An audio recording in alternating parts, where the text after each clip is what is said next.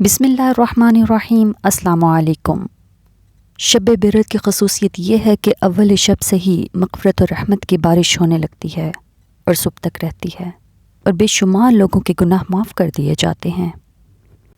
ورنہ اللہ تعالیٰ کا قریبی آسمان کی طرف نزول تو ہر رات ہوتا ہے، مگر ہر رات اس کثرت سے مغفرت کا اعلان نہیں ہوتا۔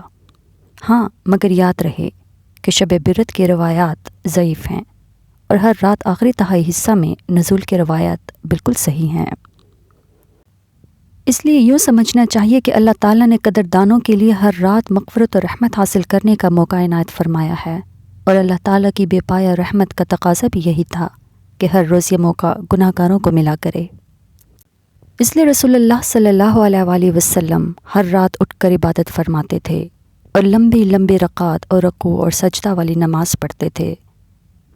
حضرت ابو ہریرہ رضی اللہ تعالیٰ عنہ فرماتے ہیں کہ حضور اللہ صلی اللہ علیہ وآلہ وسلم نے فرمایا، ہمارا رب تبارک تعالیٰ ہر رات قریبی آسمان کی طرف نزول فرماتا ہے۔